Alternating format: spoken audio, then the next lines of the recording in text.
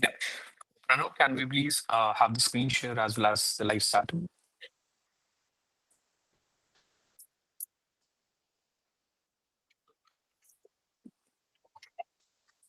Okay. So I just prepared a little script for this. So let me just set the context and start with it. So hello everyone, and welcome to AI Visibility and with Purchase. We are living through a fundamental shift, and visibility is no longer about ranking on Google. It's about being included inside the AI answers. The search has moved from links to synthesis, and brands now compete not just for traffic, but for trust inside the LLMs. And that's where we, as 𝗙𝗵𝘁𝗀, come in, the host of this podcast. 𝗙𝗵𝘁𝗀 is an agentic AI platform built as the AI CMO for modern marketing and sales leaders navigating the AI first internet. Backed by NVIDIA, Meta, Microsoft, scaled to $5.2 million ARR in just 6 months. 𝗙𝗵𝘁𝗀's flagship solution, 𝗕𝗂𝘀. This helps brands optimize for AI-driven discovery across platforms like ChatGPT, Claude, Gemini, Perplexity. It ensures brands stay relevant, discoverable, and revenue positive in a world where traditional SEO is being reshaped in real time. Behind this vision is our host and founder, Harneet Singh. Harneet is a DRDO medal honoree and recognized among the top 100 AI leaders of Europe, an AI entrepreneur who has built 5 companies, launched 12 products, scaled businesses across 25 plus countries, and managed P&L exceeding $1 billion. He's on a mission to make 100,000 leaders aware of the real practical power of generative AI. Popularly known as the Lion founder in the AI community, Harneet is the founder and chief AI officer of 𝗙𝗵𝘁𝗀 and Rabbit AI, a London-based AI company backed by NVIDIA, Meta, and Microsoft. He has built and sits on the board of one of the largest marketing companies and now leading AI in marketing revolution.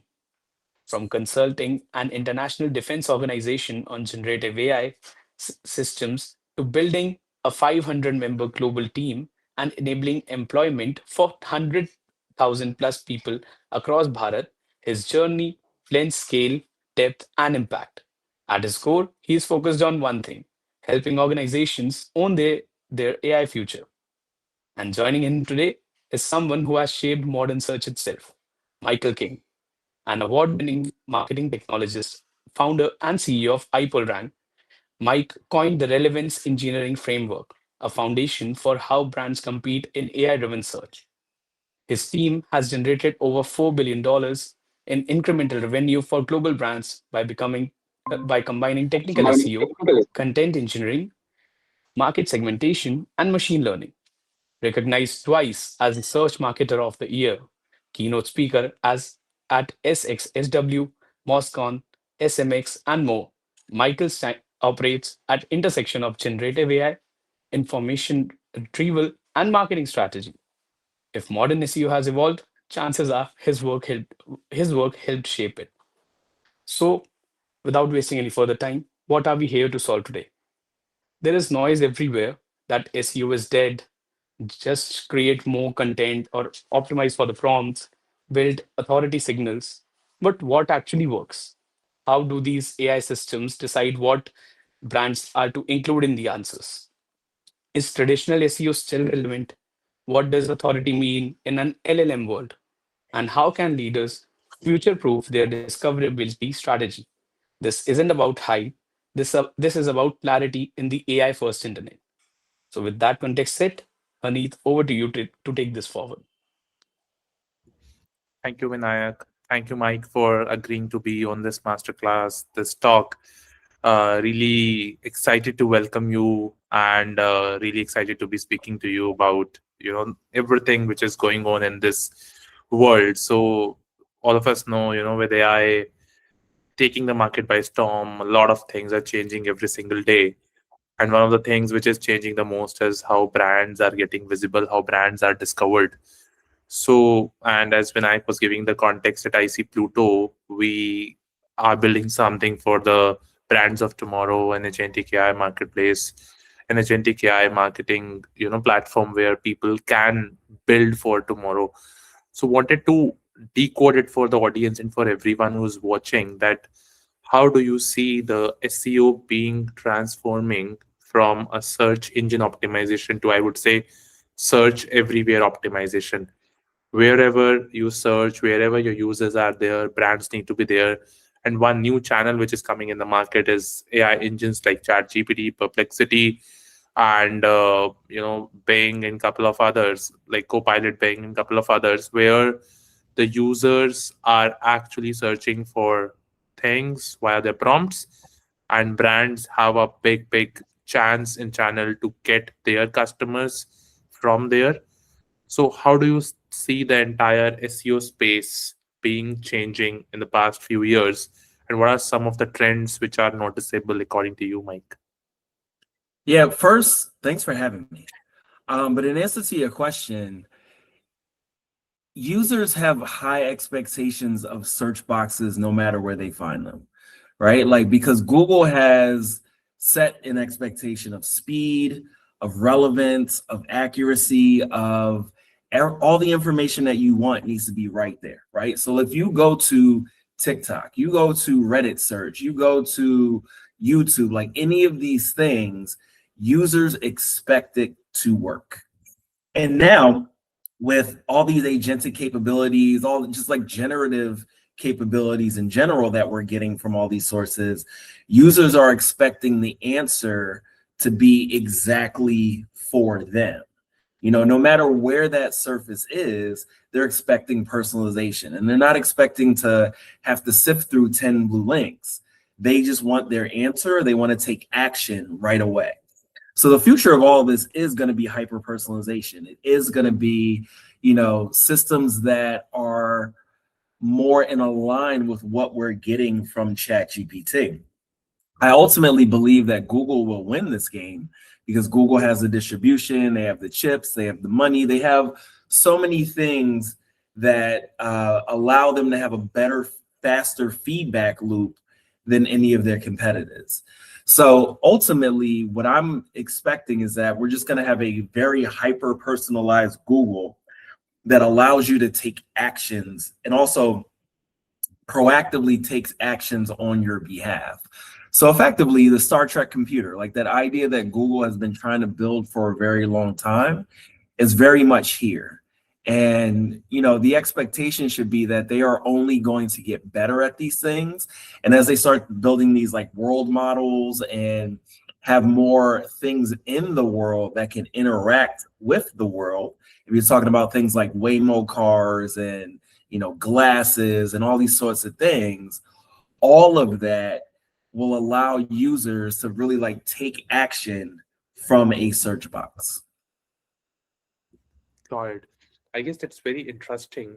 So let's say if we look at from the brand's POV, Michael, earlier they used to prepare their SEO and content strategy, and now they need to be really there in the AI engines when people are searching for them.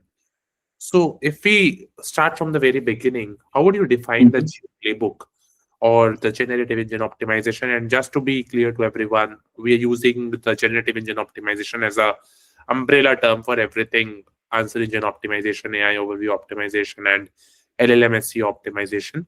So I see marketers have invented all these terms, fancy terms, but I see it as one single thing where the canvas of SEO has expanded, and now it is much more, rather than optimizing for crawlers and search ports, you have to optimize for LLM engines.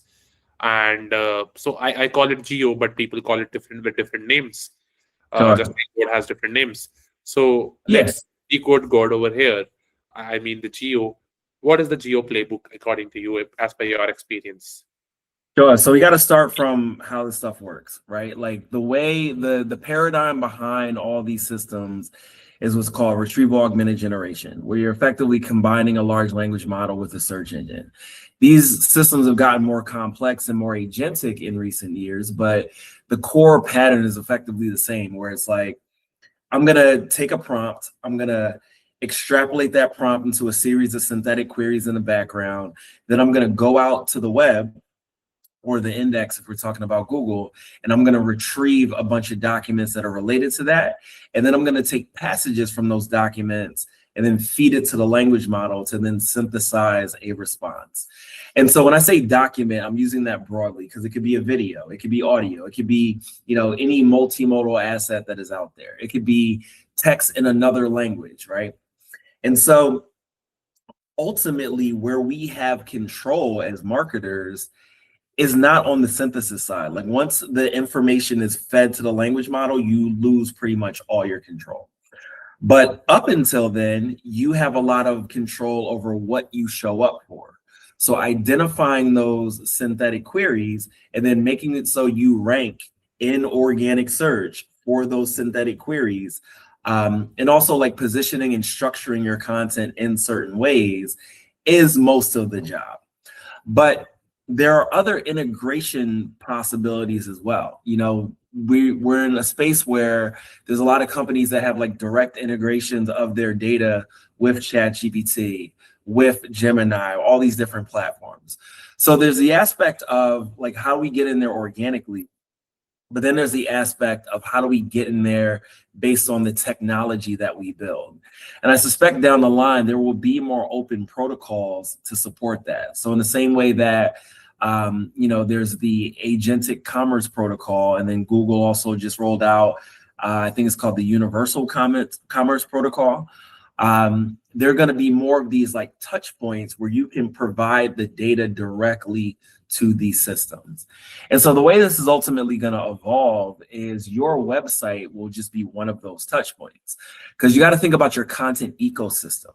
It's not just what is on your website. It's also what's happening in Reddit, what's happening on YouTube, what's happening in LinkedIn posts, like what is happening in your shared, owned, and earned properties, and making it so you're positioning that stuff to be consumed by these systems. And then beyond that, it'll be like providing these feeds and then also doing these direct integrations so that these platforms can take action. Yeah. So one of the interesting things we have come across while we were, building Pluto and working with a lot of customers, we realized that all the sites of yesterday were built for optimizing for two things in the SEO world. It was keywords and backlinks, right? Mm-hmm. Keywords, we used to track short tail, long tail keywords, and we used to build authorities through backlinks and our guest posting and all. And because Google bots were very limited in their capability of understanding natural human language, they used to look at the authority of the site, the domain authority, page authority, and the keyword matching, right? And maybe basic NLP. So for the past 15-20 years, just by doing a keyword optimization and backlinks, people were able to show up. People were able to hack the system, right? And the sites also, they were not built much for human experience. They were built for Google bots and these bots. But now we see it like now you have a new world of people or new world of bodies who want to understand your website. And these are AI agents. And these AI agents are built to act on behalf of the humans, on behalf of the brands, on behalf of the organizations, and they are crawling for your site. So if earlier you were building your site for humans and crawlers, now you have to build your site for humans, crawlers, and maybe AI agents who have LLMs as their brains. Mm-hmm. So one such analogy we gave it, that you have to design your site for now aliens, right? And that's where Pluto, aliens live on Pluto, right? And these aliens are like humans, but they have brains of LLMs. So basically, you need to write content or make your brand strategy so that you are able to make these AI agents, aliens, understand about your brand, because they know nothing. They know something from their pre-trained memory, but most of the times they are doing, as you said, RAG and live searching. So how do you design your website so that these AI agents actually understand the intent of it, understand the meaning of it, and they know when to surface it when a particular user query comes up? I guess that becomes a new task, new mandate for the marketeers all across the globe. So if I ask you, how would you say that, let's say, the first step of optimization and making sure that the AI engines know that you exist, how would you go about that? How should brands go about that? Yeah, I think what you're describing is we're moving from a Google-shaped web to an agent-shaped web. Yeah. And the structuring of your content, I mean, to some degree, it overlaps heavily with what you should have been doing for SEO to begin with. But I think we have a lot more clarity on how that content gets consumed, right? So like pages should use header tags. They should have the answers very close to those header tags. You want to make sure you're using semantic triples, so it's very easy for them to extract data points from content.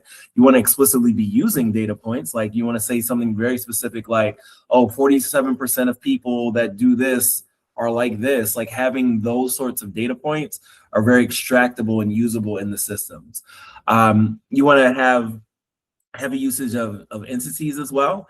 And so what we find is that if you're using entities and you're reinforcing what is known about those entities and what you're saying, you have a higher likelihood of being used as part of the response.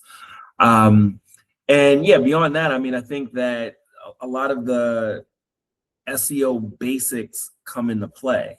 You know, you want to have things like your page titles and your meta descriptions actually matter a lot more now, because we know, like historically with Google specifically, if you prepared a meta description, it's not used to inform ranking, but for ChatGPT, because the content is being presented as a snippet from a SERP, they review that meta description to say, you know, is this page worth even opening? So a lot of the classic SEO best practices come into play, but they're being used differently. And structured data is also incredibly important as well. A lot of people argue, you know, there's no need, it's not consumed. I've seen instances of it being consumed, so I definitely recommend that. And in fact, historically, people have only thought about structured data for the rich results that Google provides. But large language models understand the entirety of the schema.org vocabulary and, you know, the micro formats, like all the various structured data formats. So you can provide any of that information and it can be valuable to these LLMs. So those are the short list things that I would think about.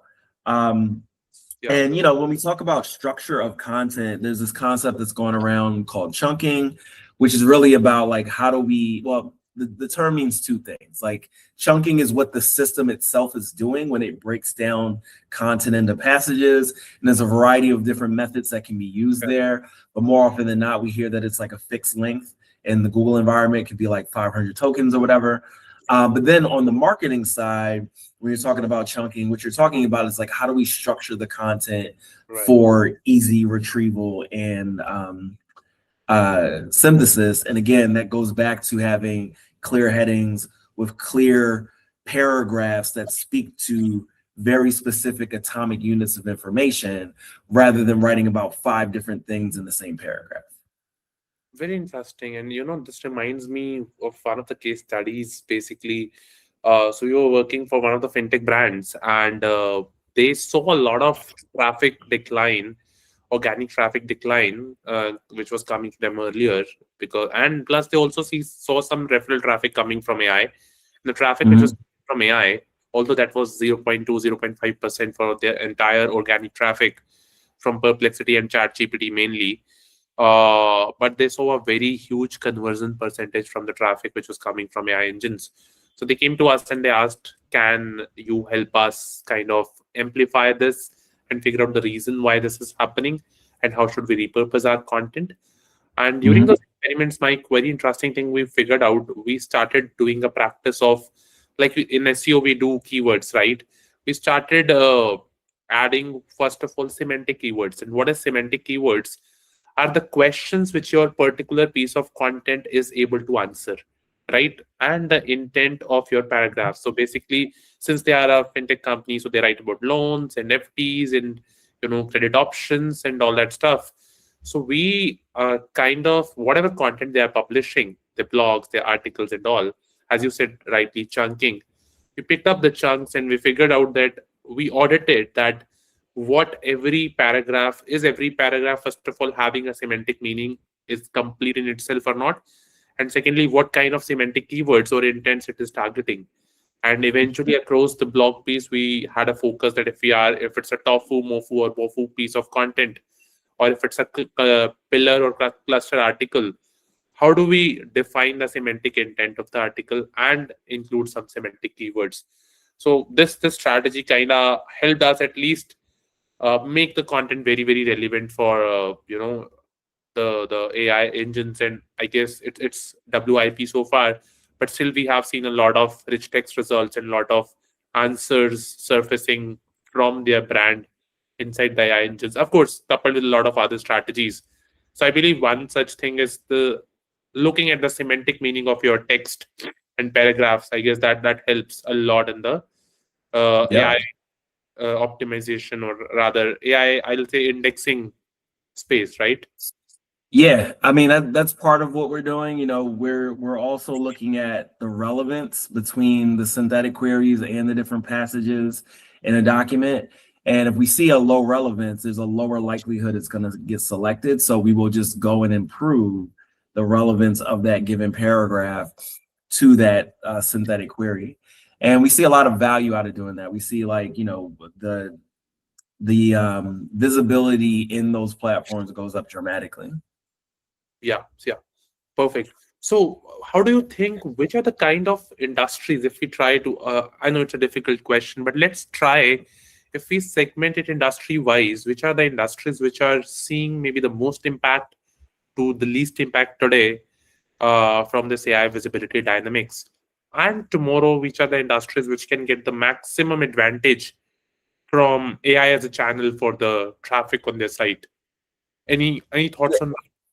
Yeah, the channels that are, or the verticals that are getting hit the most by this are going to be, you know, the media and publishing. Like, informational space is getting crushed, right? Like, their traffic is going down dramatically, and there's no recovery because there's no conversion, right? Like, because these companies are primarily, you know, monetizing based on ad revenue, and if no one clicks through, there's no ad revenue. So, aside from changing their business models or making impressions worth more, it's very difficult for them to navigate things right now. Once we see industry as well, the media industry. Yeah, absolutely. Yeah, because you know, any of that can be pulled right into ChatGPT. Like, even if you're talking about video content or whatever, someone can watch it right there, so they don't necessarily need to go anywhere. Yeah. And as we see agentic commerce mature, I suspect that there's going to be a lot less traffic to e-commerce sites as well. And that may not be a problem, right? Like, as long as people are buying the products, it doesn't matter, you know, because there's a lot of traffic. I mean, most traffic that appears on a web page does not convert. So if you can, like, lower your costs or whatever for having people, you know, buying things, because like, you don't have to field so many visits, and you're still getting the same rate of sales. Like, no one cares about traffic. They care about the sales of their product, or they care about the leads that they generate, or whatever it is. But we always have looked at traffic as a proxy to get to that, and we're at a space where we don't necessarily need that anymore. I'm very surprised. See, you know, I also had similar thing. I've spoken this multiple times to our teams and partners that traffic will become a vanity metric, overall traffic tomorrow, because there are different correlations which are getting to conversion. Earlier, because traffic was the only source of digital conversions, because mostly people are coming to your site and transacting most of the times. Tofu and the top line traffic matters the most, top of the funnel traffic matters the most. But today there is zero-click attribution as well. People are discovering you somewhere, and then they are coming to your site and then buying it. And then there are hundreds of people who are not even visiting your site, but just registering your brand name, and brand awareness is happening. So total traffic may become a vanity metric, whereas there should be new ways of attribution to conversion, right? So coming back to what you were saying is the media and the industry, which was majorly relying on giving information and getting traffic on their site, and then monetizing ad revenue, they are hit the most, right? And they have to figure out different ways of monetization. And at the same time, I guess the people who can get the maximum benefit, if we could see, I guess, are the ones e-commerce companies, right? Because even ChatGPT has opened up this feature that they can integrate their products inside GPT, and I guess they're rolling it soon to other countries apart from the States. And I guess there are a couple of other, so all the e-commerce or direct-to-consumer kind of brands where the transaction happens on the site, they might be at the most advantage with brand.com traffic, right? Or brand.com highly relevant AI qualified traffic, if we call it. So I guess they're the ones who can benefit the most from this, right? Yeah, absolutely. You know, I mean, there's going to be a lot of brands that benefit because of the diversity of information that's consumed as well, right? Like there's going to be a lot of brands that couldn't do so well in organic search that can do better in this environment, especially once we've got more of that hyper personalization, more of those direct feeds and integrations and so on, where you're kind of like skipping the line on a lot of the things you had to do for organic search. So I think there's a broad opportunity for most people in this environment. But another one that I think is going to be threatened is going to be SaaS. You know, when we get to a point where these coding tools are so good, like we're already seeing what Google is doing, where you generate the interface in real time based on the query and so on. Like what happens once there's more data connected, more software connected, and they can just build you the tool that you need in that moment. So, you know, there's always going to be spaces that they don't go into. And of course, that will yield more opportunities. But I think for certain things, it's going to be quite simple for them to just say like, oh, yeah, we've got a tool for that. And we built it for you right now. Right. Just-in-time dashboarding and just-in-time reporting, right? Trends and the tools which only rely on reporting data, they might be kind of affected the most by it. Got it. I guess that is a very, very interesting and as well as a threatening statement. Yeah, so those companies better figure out other business models. So if I just shift gears a bit, Mike, and I guess so far you've added a lot of wonderful insights. So one question which we ask everyone who comes to Pluto is, what should the CMOs of today do so that their brands do not become dinosaurs of the AI age, right? So the age is shifting. It's brutal, right? Dynamics of visibility, dynamics of organic marketing. There's an advantage for newer challenger brands. There's also a disadvantage for incumbents sometime. So what should the marketing heads, the CMOs, the brand owners, founders do so that their brands do not become dinosaurs of tomorrow? Yeah, the practical thing to say is first measure where you stand. You know, where are you showing up that you should be? What does the sentiment look like? Like figure out where the opportunities and the risks lie. And then, you know, execute on improving those, like just to start. And a lot of that is going to be content creation, content distribution, content optimization, all those sorts of things. In spaces where you can get those integrations, capitalize on that now so you have that first mover's advantage. But beyond that, a lot of it needs to be experimentation and being open to change. The reality is that AI is moving faster than almost any organization can, you know, and so everyone has to lean into playing with things as they roll out so that they can figure out where those opportunities are going to be for their business. You know, just like with the general adoption curves, like people sit and wait for their competitors to do things, like this isn't one of those times. This is one of those times where your competitor can get such an advantage from using this before you that it puts such a gap between you and them, and you could end up out of business in the like next 2 to 3 years if you're not really embracing this now.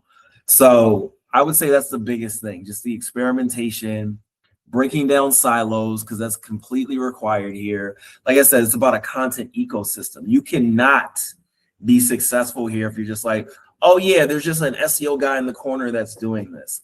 No, it has to be a cross-functional team that is thinking about the content ecosystem, video, PR, like all these different things, microsites even, social media, all this stuff is coming into play. So you got to have that foundation of like, cool, we are going to put the cross-functional team on it, and we're going to give them the latitude to experiment, to figure out where these opportunities are going to be for us as a business. Right. I've also seen the roles of CMOs and CROs in organizations somewhere merging, where CMOs are talking a lot about ROI. And I guess with an AI visibility and AI search space, the SEO's canvas has become bigger, and it could be directly related to revenue attribution. And I believe that it will become a KRA of CMO, CRO, and in some brands we work with, the CEOs directly take this as a charter for their brands being visible, and the organic traffic from all these channels, and then the organic visibility in AI engines, specifically the brands which are e-commerce and D2C. And I guess the canvas of SEO is getting bigger and bigger, and there's a lot to experiment, right? Got it. So okay, there are a couple of frequently asked questions I'll just throw at you, and just want to get your insights on that. So a lot of people, a lot of brands ask us that what should be the content velocity, content quality, content tonality, specifically for GEO and also SEO. And let's say if you can break it down by the type of brands they are, if they are a consumer brand, if they are a physical product selling brand, like a Nike, Adidas, or Puma, versus a digital software brand, or let's say they are a B2B services company. So if we take few categories like these, a healthcare company, a B2C company, or a B2B services company, software company, or a physical products company. So what should be the kind of content? Number one, channels where they should post on the earned channels, majorly from geo perspective.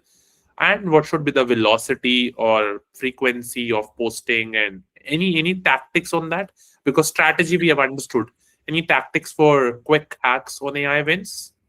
Yeah, I mean, my answer is going to be the same for all those different versions of this that you're talking about, because you got to start with the audience. Like, what does the audience need? What are they looking for? What questions are they looking to have answered? You know, what do they need to consume? I don't think content velocity matters here, even in classic search. Like, it's really about how can you support the user journey, and do you content? If you don't, make that content as fast as you can, because that's how you capture those people that are in market for what you're trying to do. And your primary driver needs to be that audience and what their needs are. As far as how you create that content and what the quality needs to be, I mean, I still believe in 10x content. Like, especially in the bar has raised for what 10x content means, because every single person in the universe can now, I don't know why I say universe, can now create infinite content. So how do you stand out? How do you say something that new? How do you make sure it's designed better than other people's stuff? How do you make sure the UX is better than other people's stuff? And I think a lot of people that listen to this conversation are just going to be like, oh, cool, let me make 1 million pages and, you know, just give a prompt that generates these programmatic pages, and then that's that.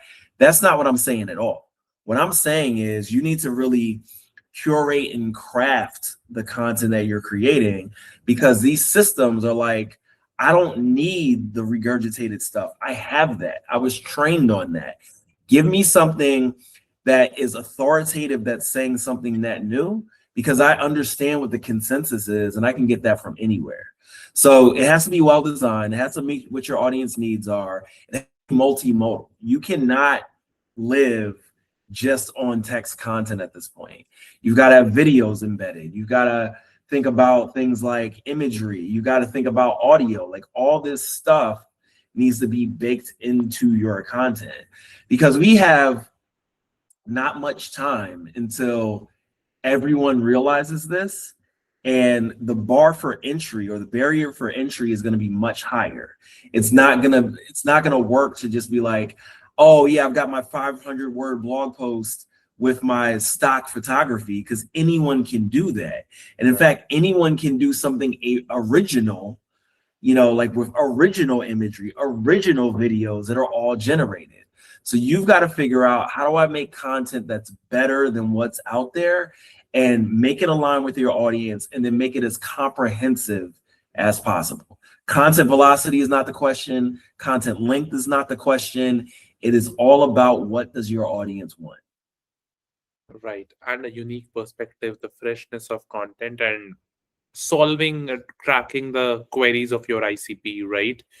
So yeah, I guess a lot of brands I see, specifically the SaaS brands, they're missing how it works kind of section, right? A lot of that is very much hidden, that what their tool does, what's their USP, and how actually the onboarding happens. So it was fine till the Google crawlers time, but I guess LLMs really want to know that, because even if you might know that this ChatGPT study which was published, which shows the 800 million monthly active users which are over there, and I guess almost 1/3 of that are asking GPT how to questions, that how to do a particular thing, how to, let's say, onboard HubSpot, how to integrate my HubSpot with Zapier or IC Pluto, right? How to do that stuff. If that kind of information is something the user is asking for, the AI engines will prioritize users' satisfaction, and they'll crawl through that kind of content. And whosoever, I believe, has that kind of valuable content will be the contender and will be the winner, right? But so you can't really fool the AI engines with providing a very generic content, as you said, outdated content which they're already trained on. So you need the maximum of, I believe, the human creativity and originality in your content to be ranked by AI engines, and relevance. I guess more than originality, freshness, it is relevance. What you are doing, do you have anything and everything around that on your site, right? I guess that's very much required. So and then if we talk about there is also a lot of queries which people ask about X versus Y pages, right? So does it help? It definitely helped in the SEO world to have you versus your competitors listed over there, right? So I would have an IC Pluto versus Crunch, IC Pluto versus Profound page. I don't have that on my site yet, but should I have it, right? A question to you. Should I have that kind of page? And if yes, what is the best practice for getting that kind of page up? Like how should it approach? Yeah. So one of the common synthetic queries that these systems generate is X versus Y queries. And so ranking for that is going to give you an opportunity to appear in those results. And the way you structure those is how you've always done it, right? Like, do the comparison, do the table, have testimonials, things like that, like reinforcing information that allows you to be the answer for that query. And the comprehensiveness of the information is really important. And when you think about tactically things you used to do for SEO, like a lot of people, they would have a pricing page that has no pricing on it. And the whole goal would be like, hey, let's get my pricing page to rank for my brand pricing and then drive the leads, right? That doesn't work for these generative environments, because what's happening is they will skip over your page and then go to some other source that has actual pricing on it, right, which causes you to no longer have control over how your pricing is presented to the market. So all this stuff needs to be considered. When I talk about like comprehensiveness of content, it's the comprehensiveness of how you want your brand to show up and making sure that you're in alignment so there's no gaps just because you don't have the content. Right, got it.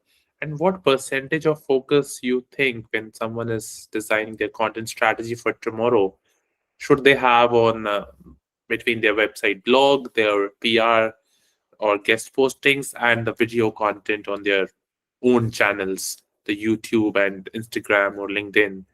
How would you? Yeah, so that's all really driven by the keyword research. And when I say keyword research, we're talking about a more expansive form of that. So you have when most people do keyword research, they just give you a list of keywords and search volumes, which I've never felt was strategic enough. We've always done this thing that we call the keyword portfolio, where we're pulling up to 22 data points per keyword, so we can really slice and dice and figure out like where the opportunities are in alignment with business goals.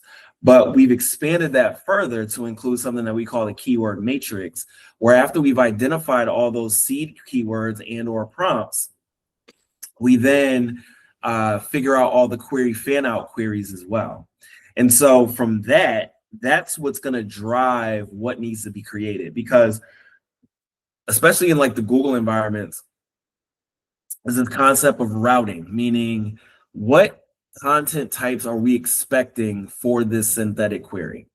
And if it expects a video, that means we need to make a video. If it expects an article, make an article. If it expects a checklist, like whatever it is, there's a series of things that are being looked for.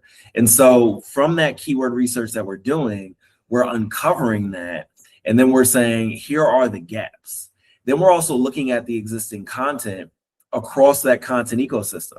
So we're going to look at Facebook pages. We're going to look at, LinkedIn posts. We're going to look at Reddit. We're going to look at YouTube. We're going to look at everything you have. Look at your PR, like all these sorts of things as far as how they align with what you rank for, right? And then we're going to say, okay, here are the gaps. Like for this synthetic query that you're looking for, yes, you rank, but they're expecting a video and you don't have a video. So it's very data driven. We're not just going to be like, hey, we need to make 50 videos. It's going to be a function of here's what the systems are looking for. Here's what you don't have. And here's what we need to do in order to get you those spots. So that kind of gap analysis defines that what you need to do, right? And it should not be a push content. It should be a pull demand and then figure out what content can serve that demand best, right? And exactly. I guess principle, and this is basic and evergreen truth in the both worlds, right? Perfect. Yeah, it certainly supports classic SEO, very well, because again, what ends up happening is you have a much bigger footprint of what you can rank for. And like oftentimes, and it's not every time, but oftentimes we'll have a client we work with and they'll have a keyword universe, let's call it like 1 million keywords. And then they'll have a competitor that's 5 million keywords that they rank for in classic search. And almost every time, the one with the bigger keyword universe is the one that's ranking better in these platforms. Because again, organic search is an input here. It's not enough to just do it organic search the way you've always done it, but it is an input. And because these systems are pulling from what's already there, if you are already ranking well, you will have some success here. But once you start digging into the nuances, that 1 million keyword client will end up outperforming the 5 million keyword client because they've structured things better, or they've had the expected formats rather than the system defaulting to whatever they have there. And that's when we're talking about optimization, that's what that is. If you just like put things out and it has to figure it out, that's suboptimal. So with a smaller footprint, you can beat the bigger footprint if you lean into those nuances. Got it. I guess that's a very interesting insight and also a interesting opportunity for all the brands out there. Like in the traditional search world, I guess things were pretty linear and you can spray and pray, right? That kind of strategy worked. But in geo, even if you could be a small brand, you can still have a very mighty visibility with minimal budgets and I would say maximum strategy. That's a possibility. So in the very beginning, we move to the last part and figure out. The very beginning, we spoke about that measuring is very, very important, right? Because you can only improve what you can measure. So how do you measure? What are the parameters which you should track? What are the metrics which you should observe and try to optimize for specifically talking of the AI visibility and the impact AI visibility can have on the business? Yeah, so we stratify it into 3 different buckets. There's going to be your performance measurement, which is what it's always been. How much referral traffic are you getting? How does it perform? What events do those people take when they land on the site? Now, as we discussed, like the referral traffic is minimal as compared to classic search. So don't put all your eggs in that basket, right? Because these channels are primarily branding channels. Like people are going to get information and they move on, right? Right. So then we have the channel metrics. So we're looking at things like share of voice. We're looking at citation rates, citation sentiment, all those sorts of things of like, how do you show up in these channels? And another thing that we look at specifically when we're talking about the Google environments is how often, well, it also applies to the non-Google environments as well, but how often does your brand appear in a response for a non-branded term? Because that is valuable, right? Like if, for example, we're talking about basketball sneakers and, you know, there's an AI overview that lists a bunch of brands for a non-branded term, that person doesn't have to click through to anything. They can just go to the store. So there's value in that, right? Right. And then the last bucket is going to be the input metrics, the things that you can actually affect that then cascade across those other 2. So it could be things like bot activity, because a lot of these channels are requesting pages in real time. They're not reliant on the index. Your synthetic or your rankings for synthetic queries, your passage relevance scores for those synthetic queries as well. So getting an understanding of like the things that you can touch, the things that you can manipulate that can impact things helps you understand like, okay, that gives me more visibility for these channel metrics, which then creates more opportunities for click-through that then creates that traffic back to my website. Right. Very interesting. Can you expand a bit more on the share of voice in this new world, in the AI specific world? How do you calculate share of voice? And I know there are multiple ways, but what is you feel is the most reliable way to measure share of voice? Yeah, and I'm glad you double clicked on that because that's where a lot of people struggle with all these different AI visibility tools. Right. And first, I want to kind of take a step back because what is happening with AI tools is also true of classic search, but people have kind of like swept it under the rug.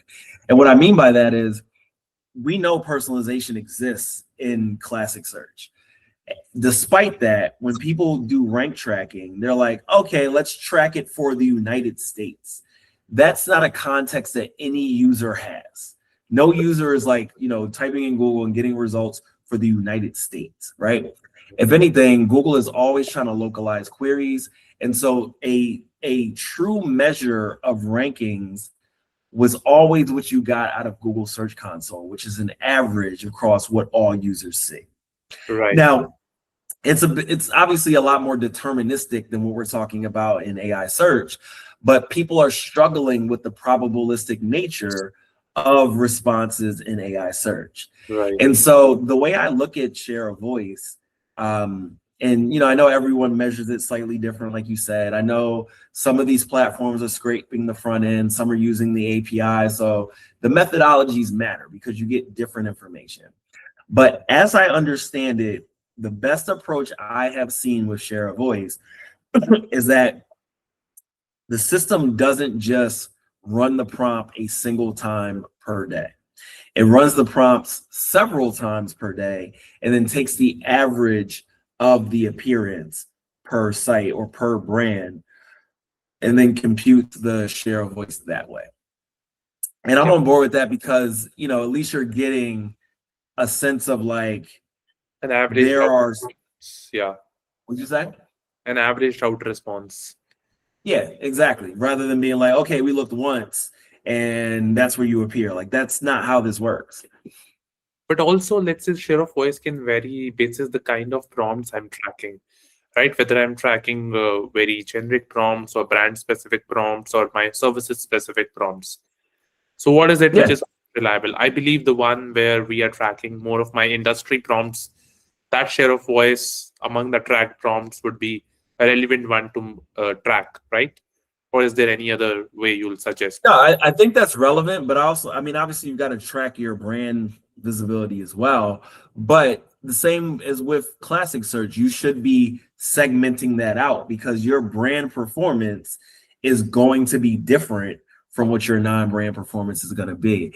And in these environments, because there are so many different intents, like it's not just navigational, transactional, and informational, it's generative, like there's any number of intents that you can apply here. I think we should be segmenting on intent and then seeing how you show up differently based on that.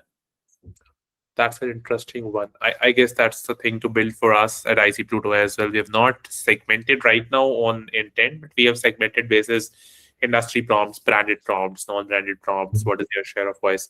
Have you seen any tool which is already having intent-based share of voice, or is it yet to be built by the ecosystem?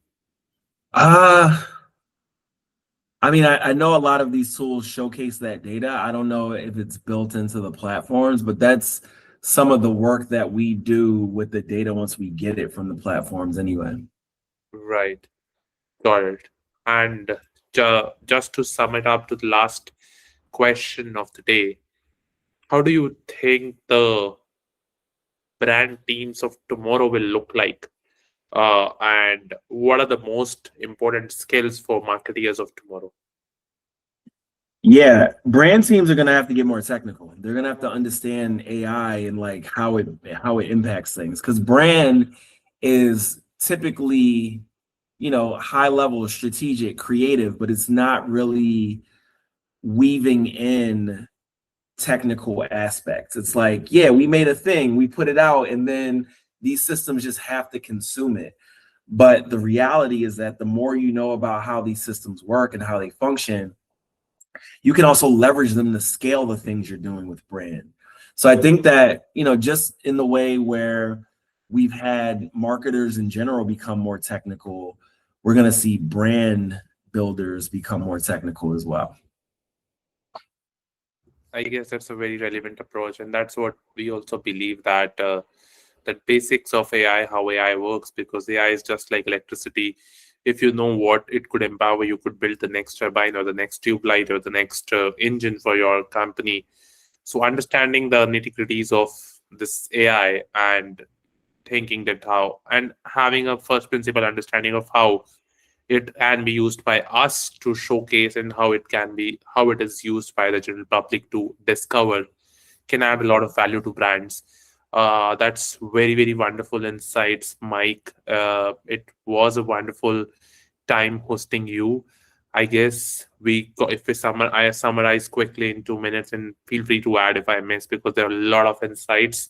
So starting from how the SEO world is changing, to the geo playbook, to brands of tomorrow, how visibility matters, to the kind of industries which are gonna be impacted with geo, to the industries which can have an advantage, and then how the basics of SEO still are valid, but there are still more nuances to the game, because the elements are more technical. They understand the intent, to probably tracking what matters, how to track your visibility, your share of voice, the metrics that matter the most, and also the unfair advantage which brands can have in the age of AI. The upcoming brands, the challenger brands, can have advantage. At the same time, the incumbents, how they need to maintain and how they need to work out that AI becomes a channel of advantage versus a channel of making them dinosaurs. So I guess that we covered, and really wonderful insights. I guess some myth busting around content velocity, content length, all that stuff. Thanks a lot, Mike, for that. And just in the last 2 minutes, I'll also like to highlight one of the reasons why we're doing a lot of these talks with the community, with leaders like you, Mike, is that we create these content assets which can be referred as a gold standard authority.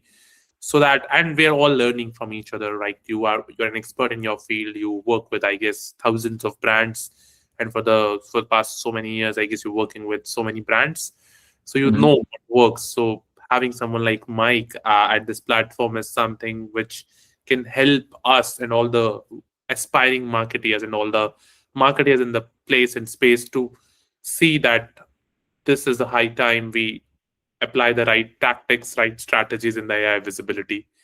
And we are doing a lot of these series of events with other leaders. So we have recently, so this one is US, but we have recently also started 𝗊𝗐-Pluto London and 𝗊𝗐-Pluto Paris series. So a lot of international series, which we are doing a lot of in-person events in these series with marketeers, brand builders, founders, and the leaders who understand the space. So happy to invite you, Mike, as well in one of our next sessions. And plus, we'll also like to invite other people who want to be part of these series. If you want to refer someone, Mike, as well. So we're doing full-fledged Europe series as well, London and Paris specifically, the brands of there and the experts of there. And we're also planning a very interesting show, Mike, which is called the AI Visibility Show, where we want various brands to come up with their problem statements live, and we'll have experts like you, people from our team, like people who are building these tools, like us, 𝗊𝗐-Pluto, or maybe Scrunch and Profound and other people, and whosoever want to come, and we live solve the problems and record it and discuss it as a case study. So this is something which was a very interesting announcement.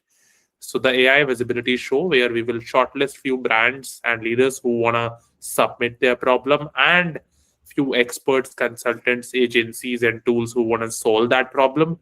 And we do the matchmaking just like Shark Tank.